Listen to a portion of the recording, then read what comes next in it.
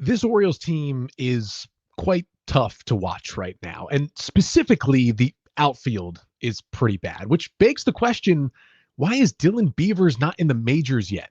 We'll answer that question coming up on this episode of the Locked On Orioles podcast.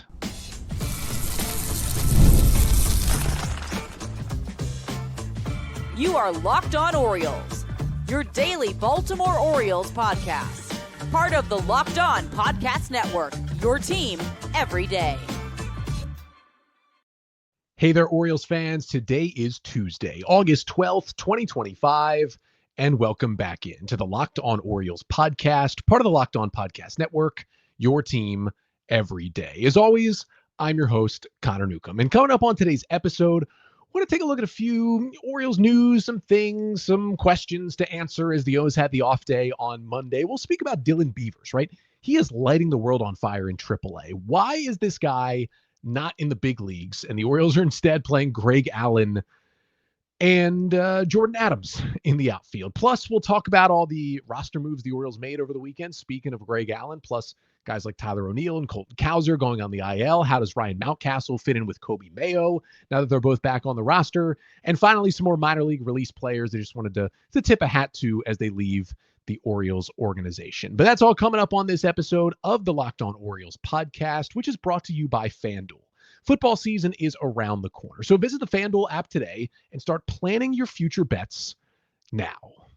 So the Orioles had the off day on Monday after dropping the series, losing 2 out of 3 at home to the A's this weekend. They host the Mariners coming up this week starting tonight. But even with the off day, you still get an episode here at Locked On Orioles. And I wanted to dive in a little deeper to, again, I'm not on Twitter anymore. I've made that pretty clear for the last year or so.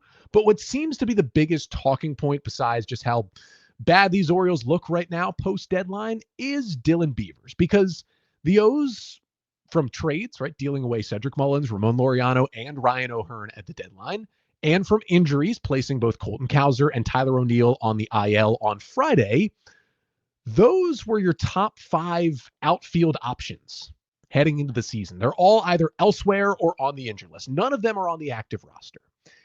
And you look up, and on Friday, you have a starting outfield of Dylan Carlson in left, Greg Allen in center, and Ryan Noda in right.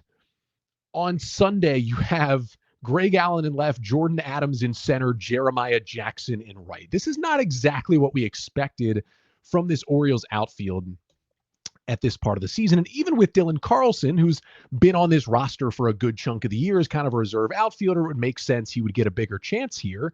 He's also 0 for his last 35. So even though he's the one guy who's kind of been on the roster for a while, you don't want him out there either at this moment. So you're looking around and you're like, there's got to be something better than this in AAA, right? It's not the number one system in baseball anymore, but the Orioles have some talent down there. And it doesn't take a long look to see, there is a pretty easy fix here. It is 23-year-old left-handed hitting outfielder Dylan Beavers, who the Orioles selected 33rd overall with their competitive balance A-round pick back in the 2022 draft out of Cal, gave him a $2.2 million signing bonus.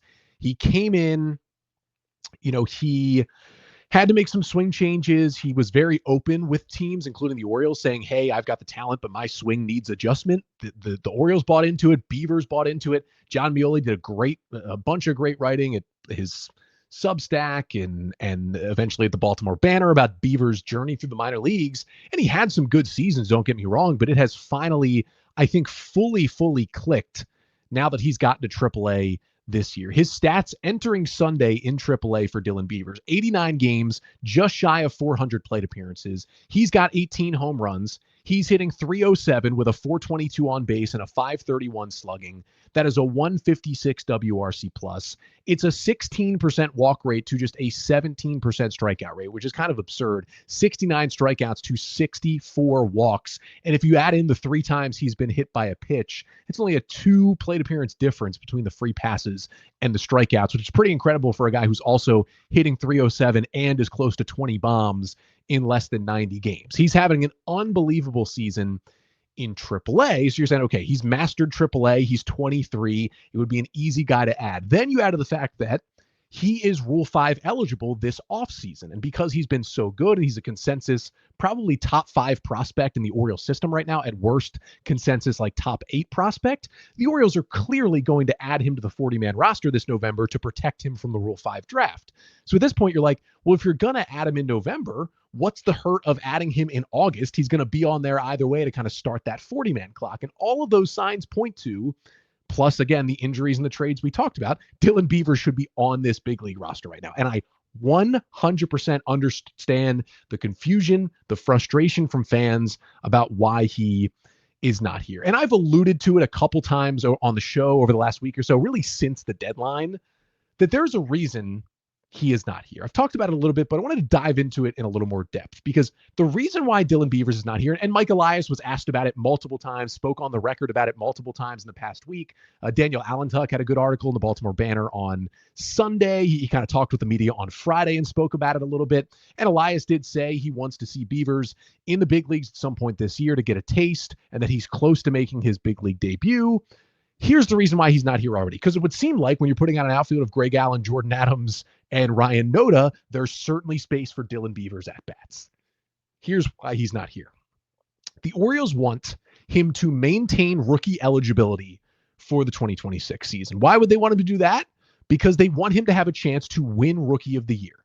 Per the new prospect promotion incentive rules that were put in the latest CBA, the collective bargaining agreement, if a player is essentially on the opening day roster for a team, remains on the roster the entire year, and then wins Rookie of the Year, the team that he's on gets a pretty high compensation draft pick, like around the 30s or 40s, similar to the pick the Orioles, got back from the Rays in the Brian Baker trade, and they took Slater DeBrun. That is a really, really valuable draft pick, not only for the pick itself, but for what it does for your bonus pool. We saw that with what the Orioles were able to do with all that bonus pool money in this year's MLB draft.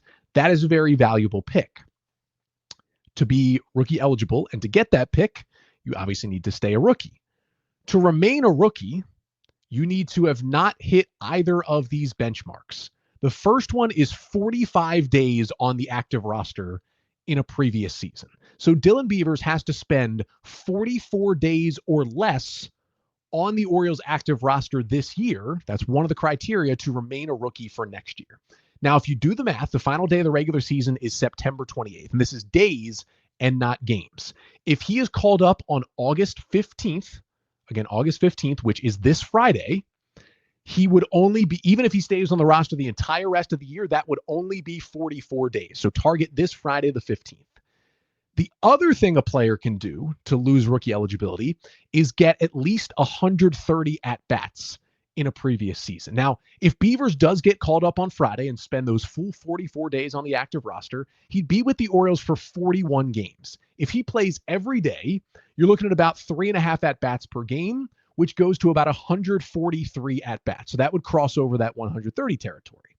But the O's are not going to play him every day, especially if they do get O'Neill and Cowser back healthy. They're going to sit him, especially against some left-handed pitching. So if you do that for a few days, you can keep it under the number.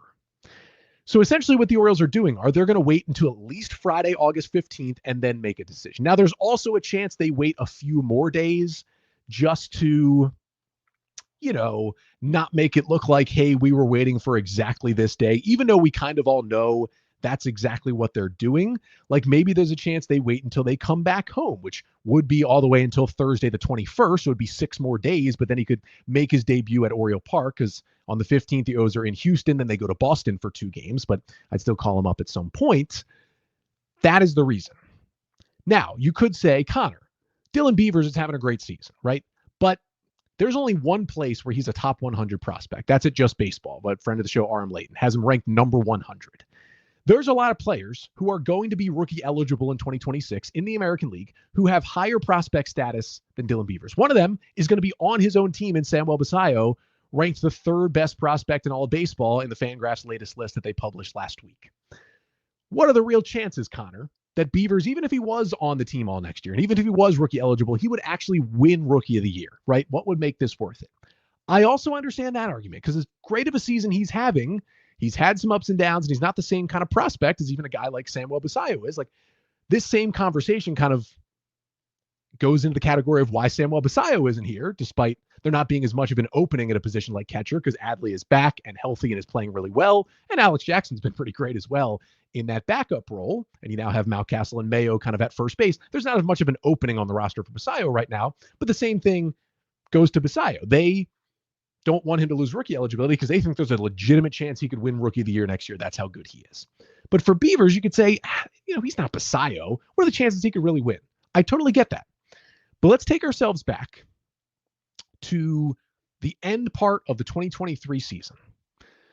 Colton Cowser had come up to the big leagues because the Orioles, had Cedric Mullins get hurt. And then they signed Aaron Hicks and had Aaron Hicks get hurt. And they were using a lot of Ryan McKenna in center field. And finally, they went to Colton Cowser for a while. And he was awful. He had like 2 hits. He was unplayable. They sent him back down to AAA. Because of sending him back down, Cowser maintained his rookie eligibility for the 2024 season. And going into the year, it wasn't even a given that Cowser would make the opening day roster, right? It was kind of down to him and Heston Kjerstad, and Kjerstad had a much better 2023 to end the year. He seemed to fit better on the roster. It was a question about Cowser even making the team. No one was thinking he could win Rookie of the Year, let alone make the team.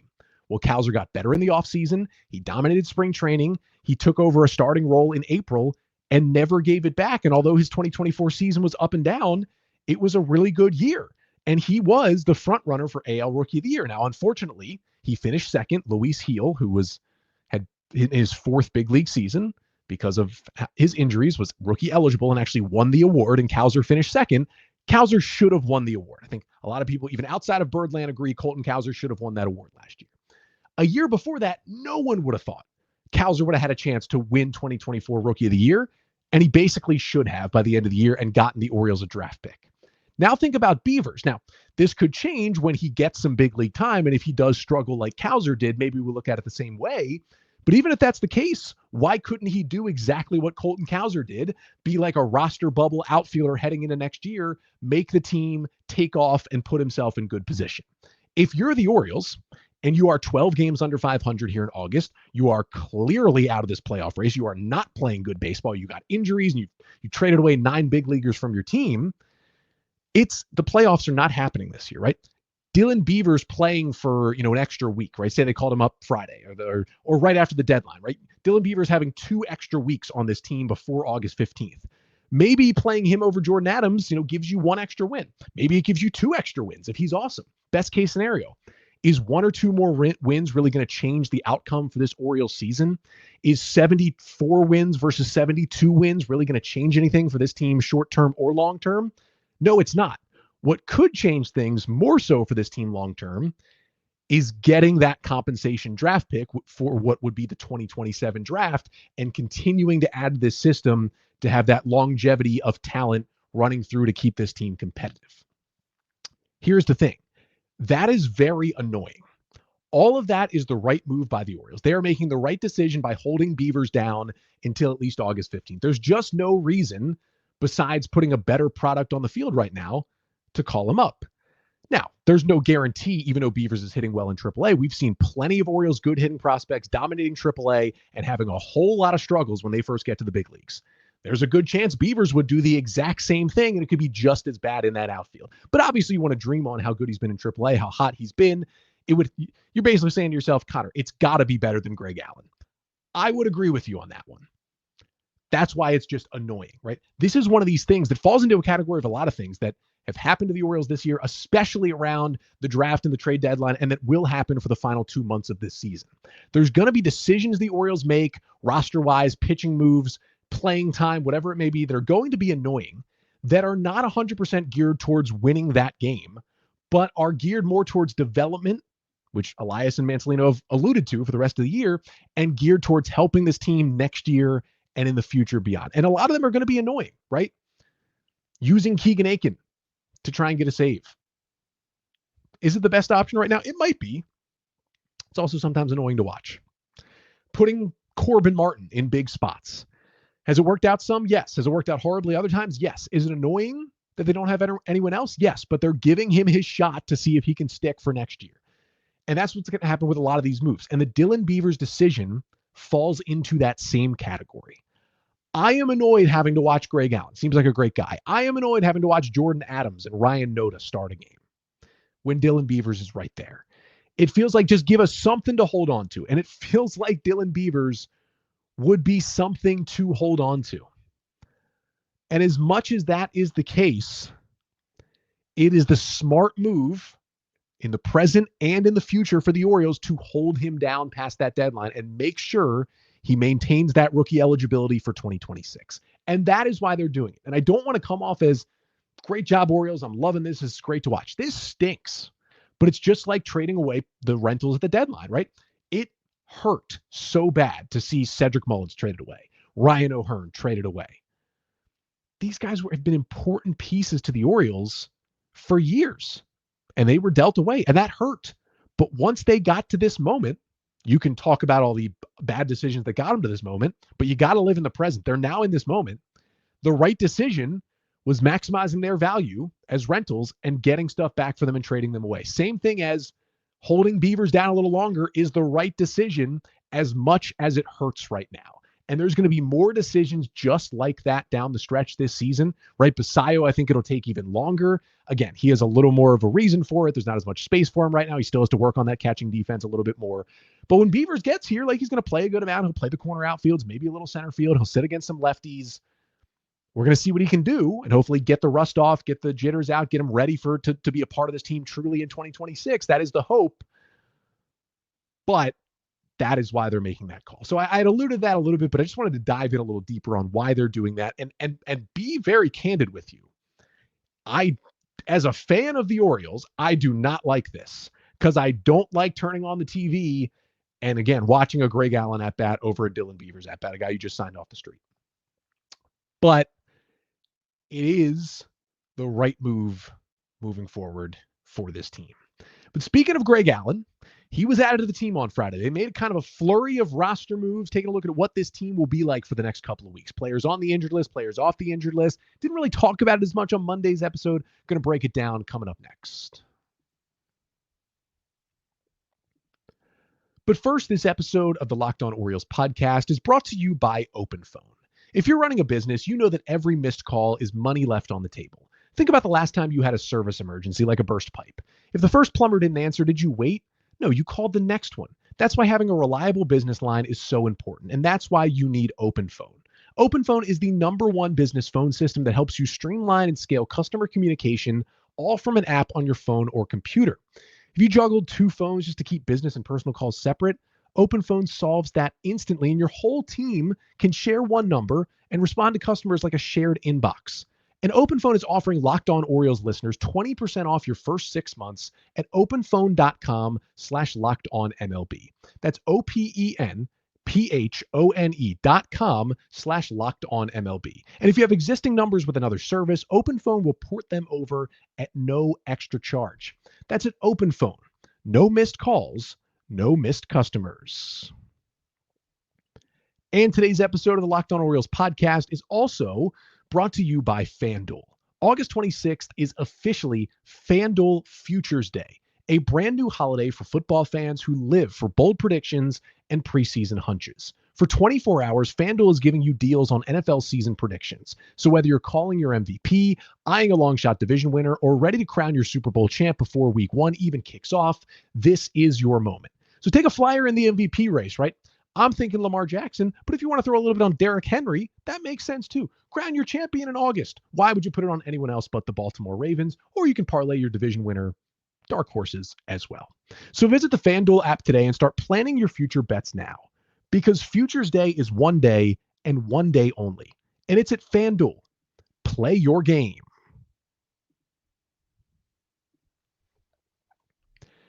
So as the Orioles are waiting on the Dylan Beavers and Samuel Basallos of the world to come to the big leagues, we have certainly a different cast of characters playing here in Baltimore. And we saw an even further different cast lose 2 out of 3 against the A's over the weekend. And that was because kind of a slew of roster moves that were made on Friday. And I want to talk about some of them that were made because I alluded to them somewhat on Monday's episode. Again, if you haven't checked out Monday's recap of the series loss to the A's, make sure to go back and check that one out. But I wanted to dive into each of them a little bit deeper of the roster moves made Monday. So let's start with, I guess, the positive side of it, right? Ryan Mountcastle was finally activated off the 60-day injured list on Friday. He'd been on the IL since May 31st with a pretty severe right hamstring strain, finally got back to playing rehab games in AAA and just dominated in Norfolk, hit .387 with a 1292 OPS in 9 rehab games before he was finally activated on Friday. It'll kind of be interesting to see how he fits in. We'll talk about that in a moment. Now, obviously need to make room on the roster, and the Orioles, they didn't really announce this DFA, but they quietly placed Vidal Brujan on waivers, hoping to sneak him through, but he was claimed on waivers by the Atlanta Braves, so Brujan is gone. He is in Atlanta. The O's had claimed Brujan off waivers last Sunday from the Chicago Cubs. He played in 1 game on Wednesday in Philly. First came in as a defensive replacement, then actually had an at-bat, and he singled in the 8th inning in his only AB with the O's and finished out the game defensively. So if he never comes back, hitting 1,000 as an Oriole, pretty legitimate O's career for Vidal Brujan, but he is on his way to his next organization. Now, also lost another player, and that is Colton Cowser, who was placed on the 7-day concussion injured list. Remember, there was a new IL over the last couple of years. The usual one is 10 days for position players. This one was only 7 days for concussion specifically, because generally that is the recovery time for a concussion. He was placed on the concussion IL on Friday. He slammed into the wall on Wednesday in Philadelphia, making a really great catch late in the game in left field. He stayed in and played the rest of the game. Mansolino said he kind of started feeling symptoms there later after the game ended. Now, Tony Mansolino said they're hoping for the minimum stay on the injured list, which again is a week for Cowser, but you want to always be extra careful with any kind of head injury, concussion, whatever it may be. Hoping Cowser gets, especially with this team out of it, just can take as much time to get himself all good. Basically I'm saying hopefully we see him back in September healthy and can kind of get on a run here to finish his season. So they waived Vidal Brujan. They put Colton Cowser on the IL. Those were 2 guys who could play center field. They needed somebody who could play center field in the big leagues. And so Greg Allen was signed to a major league deal and added to the roster Friday. And not only that, he started all 3 games of the weekend against the A's. Friday and Saturday, he was in center. Sunday, he was in left field in these games. Now, who is Greg Allen? 32-year-old outfielder who has graded as a really good defensive center fielder in his career. He's played left and right a lot in his big league career too, but has been awesome metrically in center. Can still really go get it. Made a really nice sliding catch in Friday night's game. He was with the Cubs in AAA this year after signing with Chicago on a minor league deal. About 230 plate appearances. Pretty okay offensive year, /270, 355, 440, 6 homers, 7% walk rate, 23% strikeout rate, a 105 WRC plus, and a 34% hard hit rate. Just kind of a solid, a little above league average AAA hitter. But he opted out of his deal with the Cubs a couple of weeks ago, looking for another chance, and it came in a major league deal with the Orioles. Now, Allen was in AAA with the Yankees most of last year, but he did last appear in the big leagues with the Yankees in 2023, mostly as a pinch runner and defensive replacement, but did have a 124 WRC plus in his 28 big league plate appearances that year. He is a player who's bounced around. He was a 6th round pick by Cleveland back in 2014, debuted with Cleveland in 2017 in the majors. Then from 2017 to 2023, played with Cleveland, San Diego, the Yankees, Pittsburgh, and now the Orioles. It's a 73 career big league WRC plus in that time. He hasn't been much of a hitter, but he has been a great defensive outfielder, and that's kind of why he's on this team, at least for now. Another player went on the injured list, and that is Tyler O'Neill is once again on the IL. Placed on the 10-day injured list on Friday. It was retroactive to August 6th, which is Wednesday, with a right wrist inflammation. Tuesday, O'Neill was playing right field in Philadelphia, slammed into the right field wall, leaping and trying to make a catch on an extra base hit by the Phillies. He stayed in the game for a little bit, then came out of the game. Tony Mansolino said, the x-rays were negative, which is a good sign, but he's going to get more tests. There's a little bit of swelling. Mansolino is basically saying he hopes it's just a couple of weeks and O'Neill can come back, but ho-hum, it is another injury for the oft-injured Tyler O'Neill. So that opened up another spot, and Jordan Adams is back from AAA. Good defensive outfielder, can play center. He's got good speed. Orioles had signed him to a minor league deal this offseason. This is now his 3rd stint with the Orioles this year. Coming into this weekend, he had played 9 games and went 0 for 3 at the plate. He actually he played in the games defensively, I believe, the first 2 nights, and then he did get to start in center field on Sunday, but is still looking for his first Orioles hit. So how do all these guys fit in? I mean, we got a taste of that, right? Because we saw 3 games against the A's this weekend with this roster. But how do they all fit, right? Mansolino did say that Ryan Mountcastle, with him being back, will mostly DH while Kobe Mayo plays first base. Mayo was at first on Friday and Saturday with Mountcastle DHing, and then Mountcastle was at first with Mayo on the bench, who later had a big pinch hit RBI double, but Mountie was at first base. And I think that is the right move, right? Mansolino talks about, hey, Mayo is the future right now. Like, they want to get him more and more reps at first base. His main position had been third base for a long, long time. This is the first time he's really fully focusing on just first base. So they want to get him as many reps as possible. And while Ryan Mountcastle, he's not an impending free agent. He's signed through 2026, so he certainly could be back on the Orioles next year. As I've talked about, just with the roster fit, his struggles this year, even though he did homer in his first at-bat back on Friday, I just think he's some sort of trade candidate. Maybe he's a non-tender candidate, but I think the O's could get something for him in the offseason. Another team sees him as like a buy low candidate. They throw the Orioles a flyer to get Mountcastle for 1 year and see what he can do in their lineup and kind of open things up for more of Mayo. And although Mountcastle is definitely the better defensive first baseman, he plays Gold Glove level defense over there. Again, the Orioles are not making moves to try and win games night to night. They're making developmental moves, and the correct developmental move is mostly Mayo at first, Mountcastle DH, although Mountie will play a little bit of first base down the stretch, I would think as well. Now, they're both going to be in the lineup most times because with Cowser and O'Neill on the injured list, Mayo and Mountie every night, unless they need a day off, are clearly two of your best 9 hitters, so they're going to be in there, but it's just going to be about kind of where they play. Now, Greg Allen, as I mentioned, started the first 2 games in center for the Orioles, then started in left on Sunday with Jordan Adams in center. He did not get a hit, but he does cover good ground out there. The swing is solid. He's short term. Hopefully the Cowser thing is only a week or two, and hopefully Beavers does come up this weekend. So whichever one of those comes first, it's probably just a Greg Allen DFA, right? Like, it was supposed to be what was it supposed to be out there? The Cowser Corral, or the Cow Corral out there in left field for Colton Cowser on Saturday, and Cowser's injured. So it's Greg Allen out there. You got the Greg Corralin out in left field, or the Dylan Corralson out in left field instead of Colton Cowser. But he's going to play a little bit until one of those guys is ready, then he'll be gone. Jordan Adams can also play some center field as he did on Sunday. He'll pinch run. He'll come in for defense. I do think, again, if Cowser and Beavers are both on the roster soon, then Adams back to AAA and Allen gets the DFA. Your infield is mostly set right now. Your outfield is going to be, I would think, maybe Carlson in left, Allen in center, Jeremiah Jackson in right is what we're going to see, and then a little Ryan Noda out there and a little Jordan Adams out there as well. Ryan Noda did make a nice catch Friday starting in right field, and then kind of Luis Vasquez, Jordan Adams will be your main bench guys. And then you'll see Alex Jackson, when he catches, Adley will DH, and either Mountie or Mayo will sit. We saw Mayo sit in that scenario on Sunday. And then again, if Cowser and O'Neill do come back soon and you add Beavers soon, you do have 3 easy moves, right? You option Jordan Adams, you option Ryan Noda, you DFA Greg Allen. That's an easy way to make space for all of Cowser, O'Neill, Beavers. Hopefully they are back. When they do come back, I'm kind of intrigued to see how they fit everyone. Maybe it's, Beavers in left, Cowser in center, O'Neill in right, Mayo at first base, DH Mountcastle, and then you kind of move Jeremiah Jackson in and out to get O'Neill some time on the bench, and maybe Beavers doesn't play against lefties, so that's how you get Jackson in there. And I think Carlson kind of just goes back to being the 5th outfielder, because man, oh man, an 0 for 35 is not what you want if you are Dylan Carlson. And then when you turn to the bullpen, I didn't really talk about bullpen guys, but I didn't really even talk about Keegan Aiken blowing the Sunday save on Monday's episode. I was just so tired of talking about that Orioles team at that point. I just kind of ended the episode, but Aiken got the save Friday night, came in for another 1-run save chance Sunday, and gave up 2 runs in the 9th, and the Orioles lost 3-2.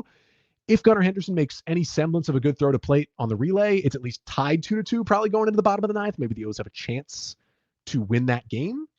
But either way, Keegan Aiken is who he is, right? He's a good middle reliever. He's been great in low leverage and mid leverage in his career. When you put him in high leverage, it mostly has not gone well in his career. So maybe now Cano gets some save chances instead. I mean, dude, try anybody, right? If they tried Corbin Martin and he got a save against the Blue Jays, why not try Grant Wolfram with his stuff? Why not try Cade Stroud, who was a closer in AAA and has been pitching really well? Why not try Dietrich Enns, who's been came in and struck out both batters he faced in the top of the 8th to hold the 1-run lead on Sunday? Why not try some of these other guys? It's going to be more about development than winning game to game down the stretch for this team as they continue to also build up from the minor leagues. And as they do that, unfortunately, some minor leaguers get released, and even more minor leaguers got released over the past couple of days. Want to certainly bid them farewell and give them flowers to finish off the show that is coming up next. But first, this episode of the Locked On Orioles podcast is also brought to you by Game Day Hue. And for Orioles fans like me, this one really hits the mark. Game Day Hue makes clean, no logo gear with team-inspired colorways for every pro and college fan base. It's all about letting your colors speak for you. No giant logos, just smart, versatile style that works on game day, on the course, or anywhere in between. I got a couple of the orange and white hats from Game Day Hue. They're great to wear to the game, where I'm out, where I'm really anywhere I need to go. They're perfect. And it's not just the hats. Check out their split shade gloves made for the golf course or the perfect gift for the fan who has everything. And right now you can get 15% off with code MLB15 at GameDayHue.com. That's GameDayHue.com. The code even stacks on bundle deals. So now's the time to load up. Let your colors talk because colors speak louder than words. That's GameDayHue.com, code MLB15.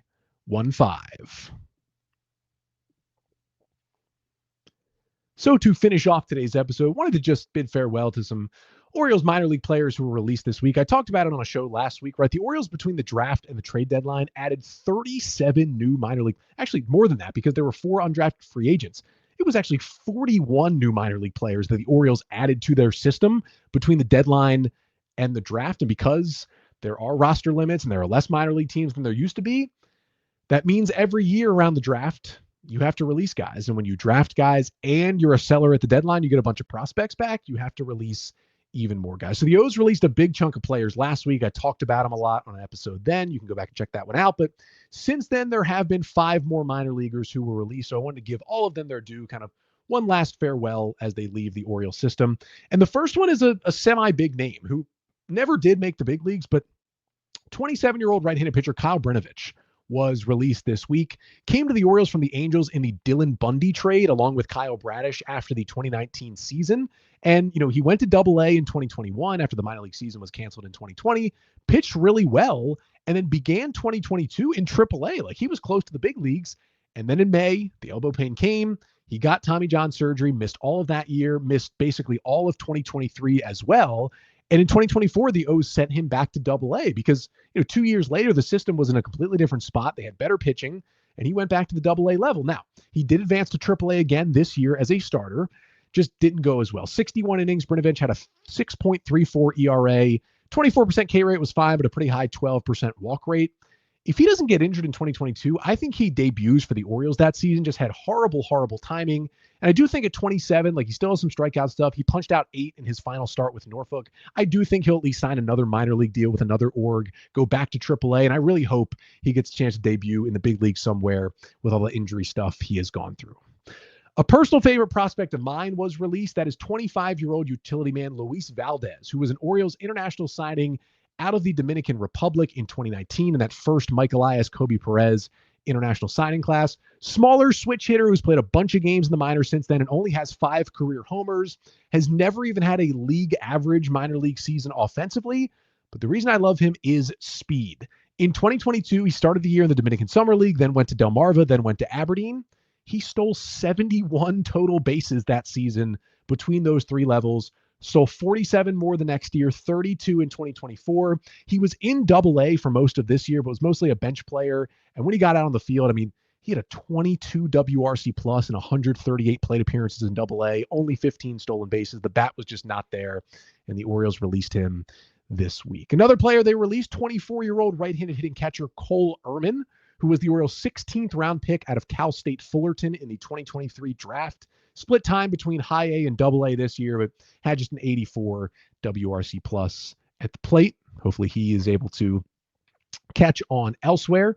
21-year-old right-handed pitcher Anoris Rodriguez was released. He was initially signed by the Brewers out of the Dominican Republic in 2022, then came to the Orioles in a trade along with reliever Thiago Vieira early last season, in which the Orioles sent AAA starter Garrett Stallings over to Milwaukee. Now, Rodriguez did pitch in 1 game in Aberdeen this year when they needed an arm, but otherwise he was kind of stuck in the FCL. And in 14 innings in the FCL this season, while he struck out 17, he walked 19 batters in 14 innings.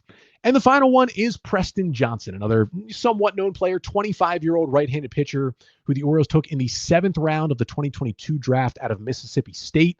He got injured right after the draft and ended up getting Tommy John, missed the rest of 2022, missed all of 2023 as well. He came back last year in Aberdeen, and he was pretty solid, spent the whole year with the Ironbirds, got bumped up to Double-A this season, was pitching well, and then got a promotion to Triple-A, but really struggled in Triple-A. Overall in 2025, it was a 6.10 ERA in 49 innings, although it was a good strikeout rate. It was a 16% walk rate, which is double the league average. Definitely struggling with command, but hoping he can find another professional baseball job if he so chooses for Preston Johnson. And we wish the best to all 5 of those guys, along with the other guys last week I talked about that were released. To finish with some positive minor league news, Trey Gibson, who might be the best pitching prospect in this system, has been dominating in Double-A. He was called up to Triple-A Norfolk on Sunday. Probably won't happen this year, but he is just one step away from the majors, and you can circle 2026 as a very serious debut date for Trey Gibson. That is definitely going to be cool with the stuff, just vicious stuff he absolutely has coming out of that right arm. Excited to see him in Triple-A, which means we can get a lot more data on him as well. And certainly we'll be talking about that later this year on the show. But that'll do it for today's episode. Just for a little transparency, I am also recording this episode on Sunday night, even though it's going out Tuesday, because the O's have the off day Monday, and it's just worked better with my schedule. If there's any kind of huge breaking Orioles news that happened on Monday, don't worry. I will get to it on Wednesday's episode when I will be back. And I will also be recapping Game 1 between the Orioles and the Mariners. The 66-53 Seattle Mariners, currently sitting in a wild card spot, are coming to town. Remember the last time these two teams met, the O's swept the M's up in Seattle. Would love to see them do it again. Game 1 is tonight on MASN 6:35. George Kirby is going for the Mariners. Had some injury issues this year, and when he's been on the mound, 4.04 ERA and 14 starts. Not as good as usual for George Kirby. And the Orioles, they got 8 hits off him, 2 runs in 5 innings when they faced him back in June.